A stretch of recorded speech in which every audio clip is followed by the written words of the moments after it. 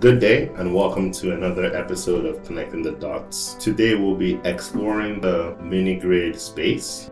The lack of reliable power is considerably constrained for citizens and businesses, resulting in annual economic losses estimated at $26.2 billion, which is around 10 trillion naira, depending on the exchange rate. A clean, stable electricity supply drives economic growth and improves the productivity of any nation whilst contributing to the reduction of global emissions. To close these energy gaps and mitigate climate change effects, exploiting the potential of small-scale energy systems such as solar or hydropower in mini-grid solutions is paramount. Founded in 2008, Husk Power Systems is a leading net-zero energy service company operating across Asia and Africa. Recently, they became the first mini-grid company to achieve profitability in Africa, with Nigeria obviously leading the way. My guest today is the country manager for Husk Power. He goes by the name of Olu Aruike. Olu, welcome to the podcast. Thank you, Emeka, and great to be here.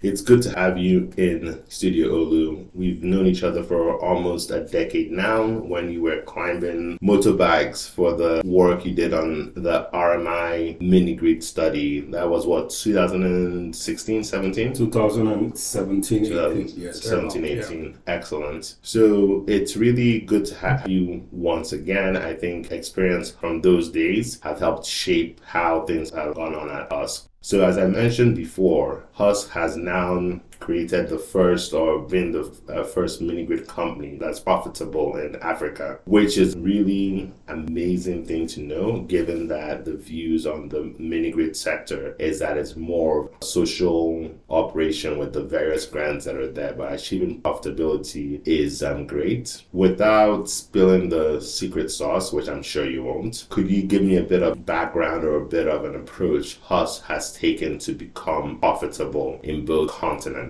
So thanks, Rebecca. Firstly, it's great on our side to be leading the way in showing that mini-grids can be profitable. It's been a long time coming. Like you rightly said, we are founded in 2008, so you can imagine if we became profitable 14 years later, that is like 14 years or more of a lot of work, right? For Husk, we do take simply what we call a platform approach to mini-grids. We are also very, very systematic with deployments and things like that. And we are laser focused on achieving cost reductions and revenue maximization, as it were. These are some of the things that we have leveraged on to become entirely profitable energy services company, meaning that power for us is the base thing, and then every other thing follows. A lot of intentionality in our approach to powering possibilities and also ensuring that we are building thriving rural or peri-urban ecosystems depending on what market it is. So that is essentially how it's worked out for us. That approach, it has been tough, of course. It has been a long journey, but happy to be here now. Interesting. Just picking up on what you said around power being the base. So power becomes the base because most people, the assumption is with 100 million people or whatever that number looks like for lack of access to power, giving them electricity or light is important, but it's around productive use, right? Because if you give someone power that they can't pay for, in 2-3 months, you have an unutilized mini grid. So with power being the base, what other services do you plug in as you've now given them power?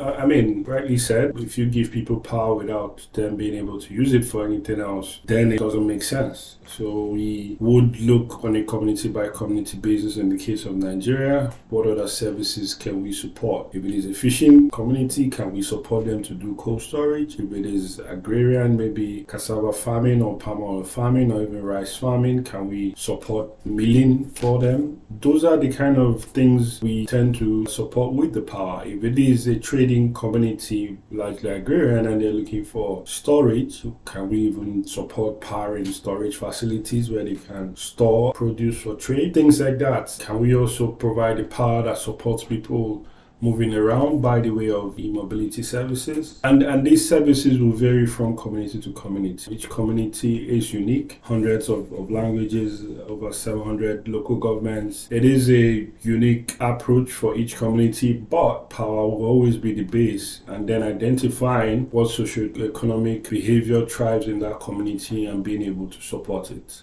ideally. Excellent. So you mentioned something about being able to afford power. On the grid, we have the issues of losses based on lack of collection or theft and a bunch of other things. So there's a conversation around ability to pay and willingness to pay. If you're profitable, which Husk has proven to be profitable, how have you been able to increase the willingness to pay? Do you have smart meters in place, or can you walk us through that process? I think our platform approach is heavily dependent on technology. So that means there is, of course, smart metering and monitoring solutions that ensure people only use for power as they pay. So firstly, collection or default rate is zero. And then, the approach of being embedded in the communities and being able to ensure that they understand that what we are selling to them is not just a service, but of value, and value for them to better their lives, to improve their incomes, to ensure that their children are able to study better at night for better security. And once people begin to look at power that way, then it becomes very easy for them to begin to pay for that value. I think affordability is really not a question here, because if you show people that what you're bringing is value and they understand that value, and you are able to keep an SLA or service level agreements that ensure that they commit to you based on trust, based on what you're able to bring to them, then they're able to part with whatever cost that ensures they get that value. That is how we've seen the situation. That is the approach we've taken, and it's continued to work so far. That's really interesting. A default rate of 0. I wonder if Husk isn't interested in buying up on the discos, right? Well, that's a long shot, but for now we are preaching the message of collaboration, and it is very, very important that the discos as they are and our players like ourselves continue to see ourselves as collaborators. Nigeria's off-grid space is quite large. Everyone else is underserved. So if the discos operate in underserved areas and we operate in off-grid areas, there is still the inadequacy of power in both places. And it makes good that we are looking at ourselves as collaborators to ensure that SDG 7 is met within the timelines we've set, and that our journey to being a net zero country in 2060 is also achieved, and all other policies including 30-30-30 is also achieved. So that collaborative spirit is very, very important at this point. Interesting. I mentioned that point of Husk taking a disco because ATC&C losses on the average for each disco is being very conservative, at least 30%. And if you're at a default rate of 0, that's quite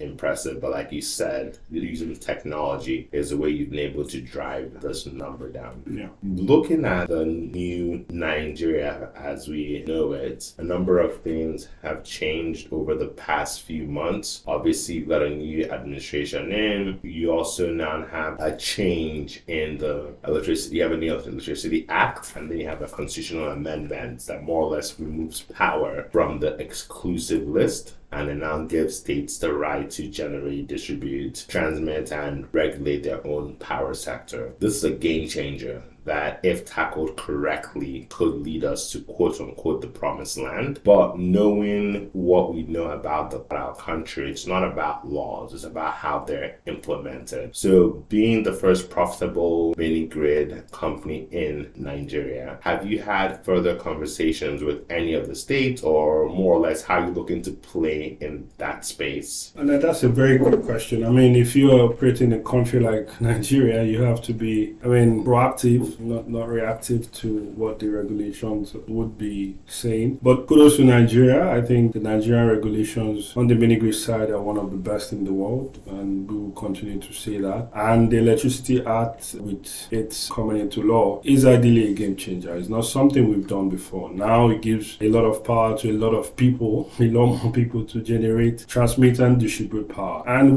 what we've seen is we're taking an approach of looking around and seeing what the market will play out. The off-grid space is still large. That is our primary focus. But we are also open to collaborate with states that are looking at mini-grids as a viable solution for providing reliable power to their people. And we're talking of people or states that can essentially say, we can concession you to build 100, 200 mini-grids, nothing less than that, to ensure that people have reliable power, to power prosperity for people, to ensure that people are able to achieve a true economic potential, right? And we've started seeing states, some in the south, that are now taking the lead position in enacting their own electricity act. And we also think other states will follow. But like you know, Nigerian states are not really equal in terms of outlook, in terms of income, in terms of IGR, etc. So while some states will be able to quickly take advantage, some other states we believe would need some discussion or someone to show them the way, essentially, and guide them to understand what needs to be done to take advantage of what has just happened. We also know that some other states will just possibly stay aloof for obvious or various reasons, but we want to be ideally engaging with states in category 1 and category 2, states who want to take the lead and states who need some guidance. We're happy to leverage our experience operating in India and of course now Nigeria, which is now the world's largest off-grid market, to continue to engage with states and stakeholders and willing collaborators that want to make mini-grids a centerpiece of their policies for electrifying their people going forward. Just to clarify, did you just say that Nigeria is the world's largest mini-grid market? Nigeria is the world's largest off-grid market right now. It used to be India a few years ago, but India, like everyone knows, has done some massive electrification over the last few years and closed that gap. We are now the largest off-grid market in the world with the number of people that are living off-grid, and then other countries in sub-Saharan Africa, of course, follow after that. Interesting. So a more practical way to put it is that we're the country with the most people in darkness. You could put it that way, but I would say, but Nigeria is also a very unique country in the fact that maybe Nigeria's challenge is not energy access, right? Mm-hmm. And I say this because Nigeria is a generator country, right? Meaning that people are known to generate their power, right? It is not essentially people living in darkness. It is people generating their own power by themselves using different means, be it diesel, be it fuel, be it kerosene, be it candles, or be it torchlights. You know, everybody has access to some form of energy in their homes, in their villages, even if they live in places where there is no grid. I usually say this from experience. There is no Nigerian village that does not have a football viewing center. That means they are hooked up to cable and they are watching football like you and I in the cities and following the Ronaldos, the Messis, the Victor Osimhens of this world and knowing how that goes. So if they are able to do that, that means there is energy access. What we should, and ideally, I think Nigerian government is very, very keen on it, is the energy transition. Ensure that people are able to get reliable power and be able to use it from clean energy sources. Interesting. So while I understand there are different sources, I think globally, I'm sure our friends in India can tell us that there are economies of scale of doing things with either a mini grid and obviously the main grid to be far more economic. Mm-hmm. So my drive and my approach to all of this is to look from a point of view of how do we aggregate those 3, 4, 5 people who are using those small generators that obviously are emitting carbon and doing all sorts of damage to the environment to now switch to mini grid or switch to solar home system, all those sorts of an approach. So maybe are there policies, are there things government can do today to be able to free up that person from having the choice of saying, I can use this generator or I can adopt this mini grid? How can we get more people to adopt mini grids? So Nigeria continues to be a very unique country. It is ideally cheaper in most areas in Nigeria to self-generate power. Once that is the case, then you have everybody looking for options to generate their own power, right? But if you then look at options where for the greater good policies that ensure that, yes, even if you self-generate, then there is some support, maybe subsidies at that level or even credits for you to then begin to not just generate that power, but then transmit it into the main grid grid to support other people. But until those things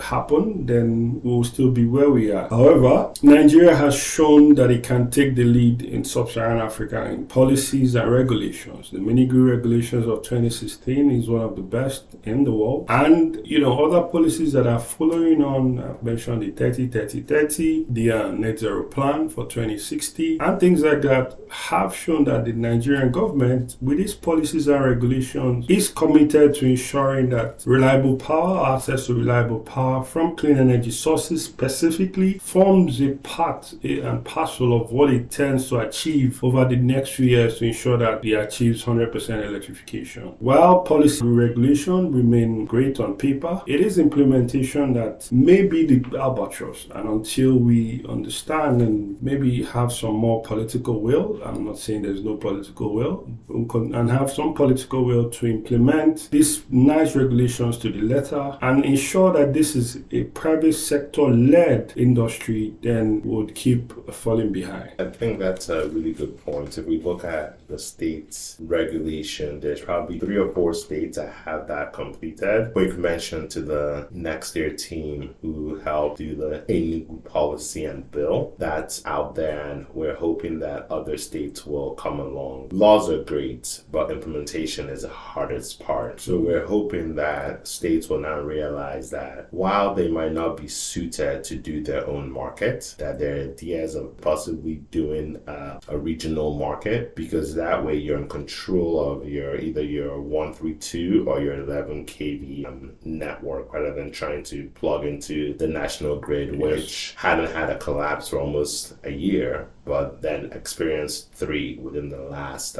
2 weeks.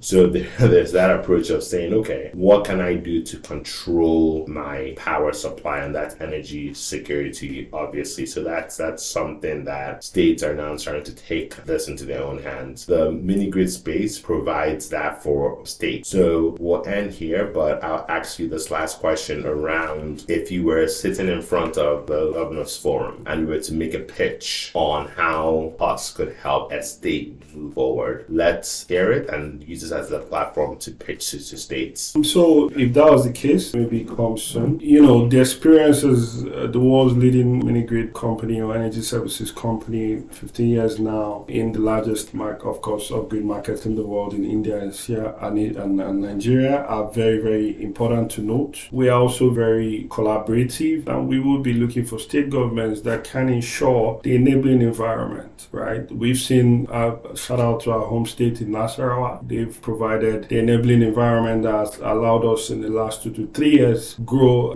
operations by how much we've done now. And with those enabling environments, with the right policies, with the right laws, with support, with stakeholder engagement, the rest of the work is quite easy for us. And those are the kind of states we're looking to work with and partner, and possibly even help with guidance on how to develop their own frameworks because of the level of experience we have. As long as the state understands that mini grids, not just according to the World Bank or the IEA, are the lowest cost-effective way of ensuring rapid electrification of not just off-grid areas, but peri-urban areas that are suffering from being underserved, then we would be ready to speak and look to collaborate. Thank you, Olu. Thank you. So looking at today's conversation, I think it's clear to know that mini grids are one of the ways we will grow the market and bring these other people who are outside of the grid and who are using alternative sources to the light, but looking at it from a productive approach, not just from an electrification approach, because as Olu mentioned, power is just the base, and then it plugs into the different things around how that power is used for productive use. So really, thank you, Olu, for your time. Thank you all for listening in today, and we will be back again in a couple of weeks with another episode of Connecting the Dots. Thank you. Thank you.